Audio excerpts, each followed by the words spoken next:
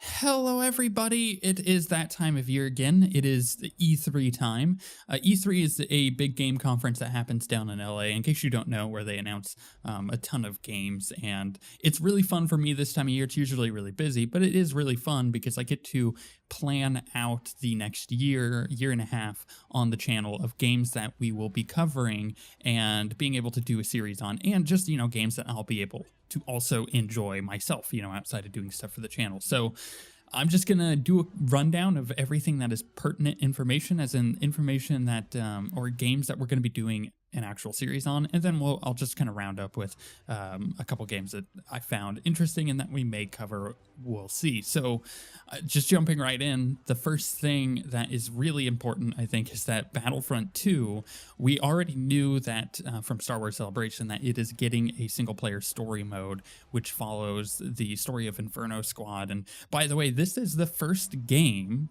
It's kind of weird to think about this, but this is the first game that is getting a story mode that is actually relevant to the new canon for Star Wars. So this story mode, or rather this campaign, follows a canonical story. It's the first outside of books and the movies, and I guess the TV stuff that is actually useful to this canon. So it's going to take place in the time between episode 6 and episode 7, those 30 years, and what happens with Inferno Squad and all that. And there's even a book coming out, and then, like, the main character, she is doing she's doing the audio book for it. So it's like, it's really cool what they're doing here, and the fact that LucasArts is so involved in telling a really cool Star Wars story that not only is fun because it's going to be, it's going to be in Battlefront 2, which we know is Battlefront 1 was really good, the new Battlefront. It didn't keep people's attention long enough, and it suffered from some issues here and there, and it looks like Battlefront 2 is coming to fix all that. So with that, we are going to do a Battlefront 2 series. I'll probably cover the beta when it opens up, but I am absolutely doing a full playthrough of that Battlefront 2 story mode, only because it is a canonical story, and it is the first of its kind within games now. We know that Visceral's working on a game as well, so like there's other Star Wars games coming out that are going to have canonical stories, but this is the first one, which is why I'm so excited about it. And it looks really good. Like, just hands down, it looks really good. What they showed at the conference, they showed way too much of the multiplayer. I think they should have shown a bit more of the single player, but they didn't. But yeah, I'm definitely doing a playthrough on it. Full disclosure, I actually never picked up the first Battlefront, the remake, that is. I played the beta and I was like, this is really cool. This is really pretty. But I don't, like, there's other games coming out, so I never really got into it up until now, where it's like $8 on Origin right now for the Ultimate Edition, which comes with everything and the season pass and everything. So I'm like, may as well pick it up and play it until Battlefront 2 comes out. Anyways, we're going to do a Battlefront 2 series. That's probably the one game in here that I'm like, yes, I can't wait. Dishonored is coming out with a DLC called Death of the Outsider, where you get to play as, crap, I forgot her name, the chick without an arm, and you get to team up with Dowd and go kill the Outsider. That looks really cool. We did Dishonored. We did Dishonored 2. We'll do this DLC. Absolutely. That comes out this fall, so expect a series on that. There is a really cool looking cyberpunk pixel art game with, like, actual really nice effects, like dynamic lighting and shadows and like fog, like volumetric fog. So it weirdly works with the pixel art in the cyberpunk universe, but it's called The Last Night. Absolutely doing a playthrough on that. I don't even know what it is, but it just looks so cool, and it interests me so much because I think cyberpunk is one of my favorite settings, and that just looks awesome. That was announced at the Microsoft conference, but they showed a lot more of it at the PC gaming conference.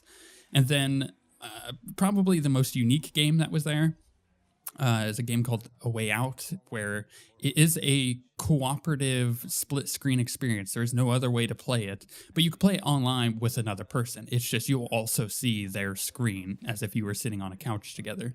And while one person is in a cutscene, maybe distracting someone, the other person can be moving around and actually interacting with the environment. And it is a co-op experience. You're both trying to break out of prison and I guess go see your families. I don't know. It looks so cool. It's such a good idea. It's something unique and new that we haven't necessarily seen before. And the story on it actually looks like it'll be intriguing. And this kind of like prison break thing works really well for their design on it. So I'm looking forward to it.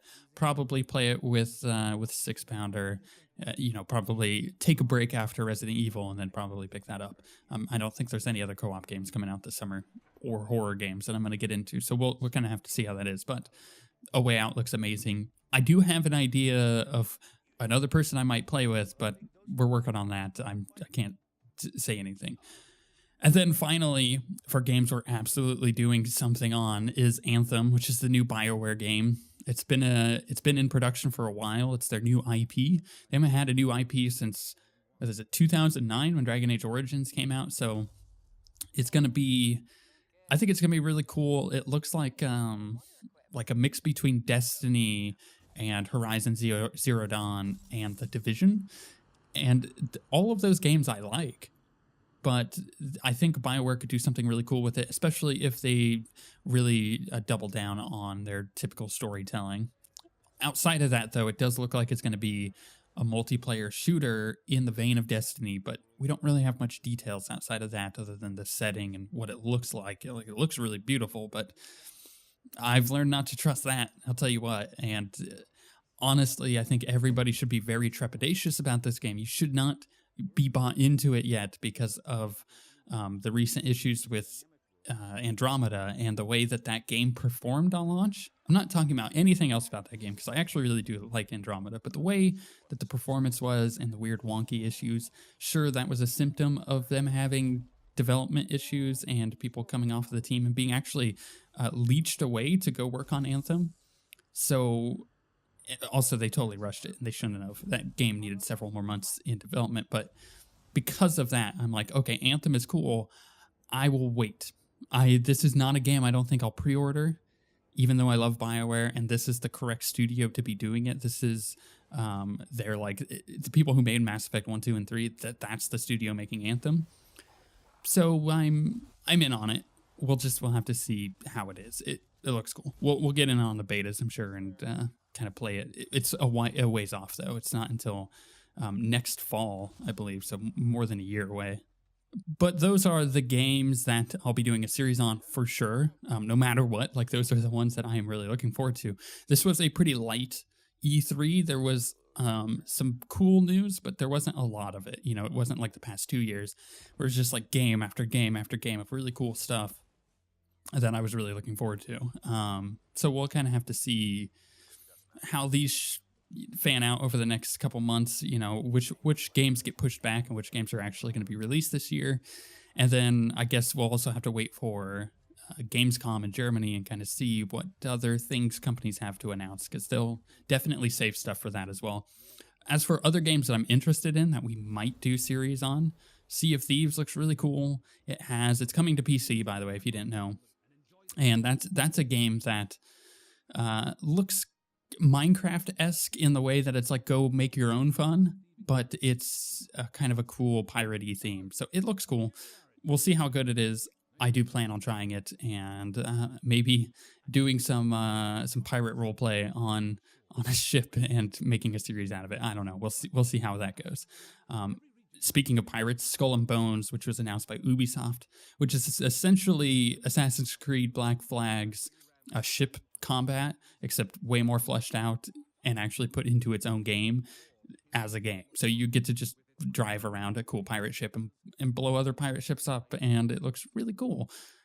I think it's going to work a lot like For Honor does. It's going to be a multiplayer-only experience, and it's going to be kind of arena combat where you have an area that you're at with your ship, and you have to kill the other team and then get away. And it looks cool. It looks beautiful, as it should, but it's got a cool premise, and it's something I'm interested in. And then finally, Destiny 2 comes out this year. It comes out on PC. It's going to be on the Battle.net client on the Blizzard app. Is that what they're calling it now? Look, it's always going to be Battle.net to me. And that's a game, again, that I don't think I can pass over. We'll check it out, especially with Anthem coming out. It'll be nice to kind of see what Destiny 2 is like. I watched someone play a lot of the first Destiny. I saw his reaction to playing it. I got to sit there and just like chat with him about it.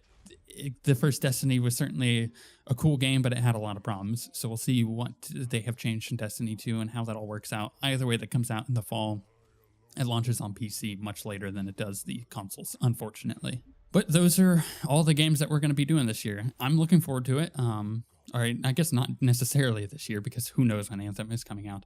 Battlefront 2 is going to be awesome. I can't wait for that. That's going to be a cool story. It's going to be nice to go back through, play Dishonored 2 again with the new DLC. The Last Night looks awesome. Who knows when that's going to be out, actually.